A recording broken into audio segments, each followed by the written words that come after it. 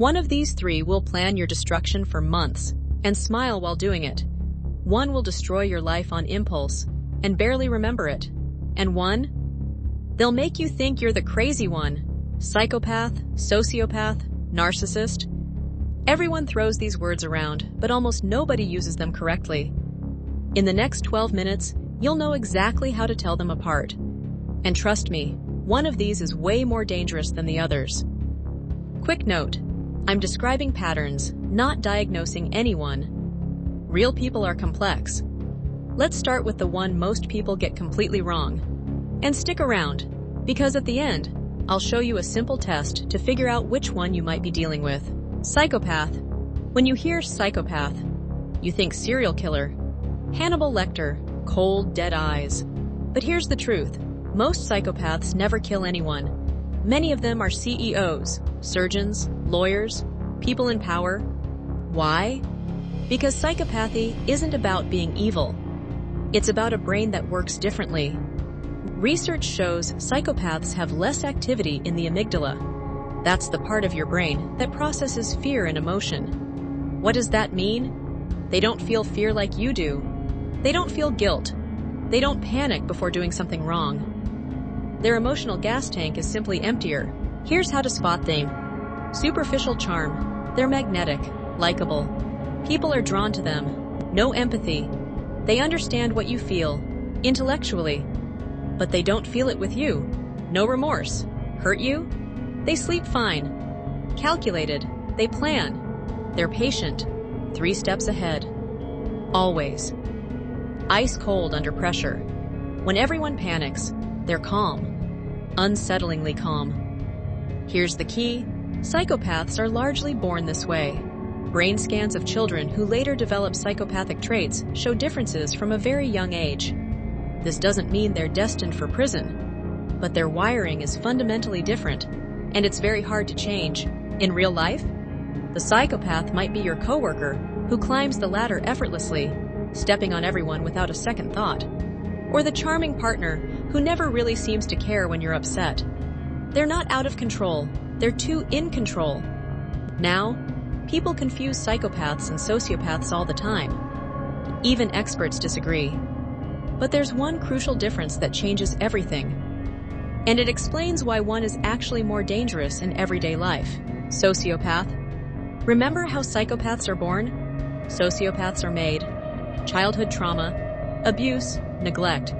Growing up in chaos. Their brain wasn't wired this way from birth. Life rewired it. Sociopaths share some traits with psychopaths, but watch for these differences. Impulsive. Psychopaths plan. Sociopaths react. They explode. Unstable. They can't hold jobs. Relationships crash and burn. Over and over. Can form attachments. This is huge. Sociopaths can love. Just not everyone. They might genuinely care about family while having zero empathy for strangers. Visible agitation.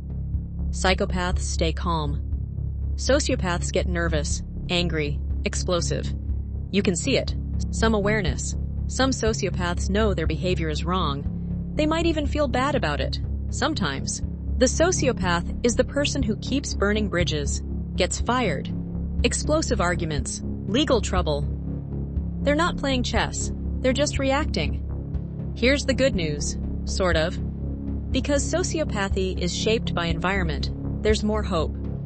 Therapy, stable relationships, a supportive system. But it takes something most sociopaths struggle with. Consistent effort. Over years. Okay, so we've covered psychopaths and sociopaths, but here's where it gets personal for most of you.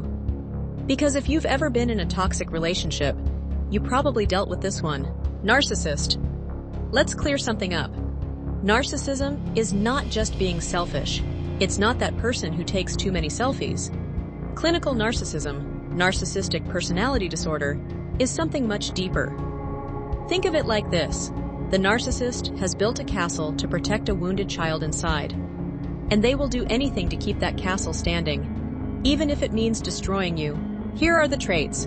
Grandiosity. They're special, superior. The rules don't apply to them. Needs constant admiration. Without validation, they crumble. Low empathy. especially when your feelings conflict with their needs. Entitlement. They deserve special treatment, always. Exploits others. They use people, often without even realizing it. Envy. Either envious of you or convinced you're envious of them. Now here's something most people miss. There are two types. The overt narcissist is loud, boastful, obviously arrogant, commands the room. The covert narcissist is quiet, plays the victim, passive-aggressive, makes you feel guilty for not giving enough attention. Same wound, different mask. Here's what separates narcissists from psychopaths. Psychopaths feel almost nothing. Narcissists feel too much, but only about themselves. Shame, rage, envy, fear of rejection. It's all there, intense. And here's the biggest difference. Narcissists need other people. They need your admiration, your validation. Without it, their sense of self collapses. Psychopaths don't need anyone. The narcissist is the partner who love bombs you intensely, then devalues you the moment you stop being the perfect mirror. The friend who makes every conversation about themselves. The parent who lives through your achievements. They're not evil. They're wounded. But that doesn't mean you have to accept the damage they cause. Let me break it down side by side. Psychopaths are born. Sociopaths are made. Narcissists. It's both. Psychopaths feel almost nothing. Sociopaths have unstable emotions. Narcissists feel intensely, but only about themselves. Psychopaths have no empathy. Sociopaths have selective empathy. Narcissists have low empathy. Psychopaths are calculated. Sociopaths are impulsive. Narcissists react to ego threats. Psychopaths use people. Sociopaths form chaotic bonds. Narcissists need validation. Can psychopaths change? Very unlikely. Sociopaths? Possible. Narcissists? Difficult but possible. Can these overlap? Yes. These aren't separate boxes. They're overlapping circles. Someone can be a narcissist with psychopathic traits. A sociopath who's also narcissistic. The dark triad in psychology combines all three with Machiavellianism, strategic manipulation. But here's the simple test I promised you. Ask yourself 3 questions. Question 1. Do they plan or react? Calculated means psychopath. Impulsive means sociopath. Question 2. Do they need your admiration? Yes means narcissist. No means psychopath. Question 3. Did they have a traumatic past? Yes plus impulsive likely means sociopath. But honestly, the label matters less than this. If you're watching this, you're probably trying to understand someone in your life, and you're wondering, which one are they? Here's my honest answer. It doesn't matter what label fits. What matters is how their behavior affects you. Do they respect your boundaries? Do they take responsibility? Do you feel safe? If the answer is no, that's all you need to know. If this helped you, hit subscribe. I post videos every week on dark psychology, toxic relationships, and how to protect yourself without losing your humanity.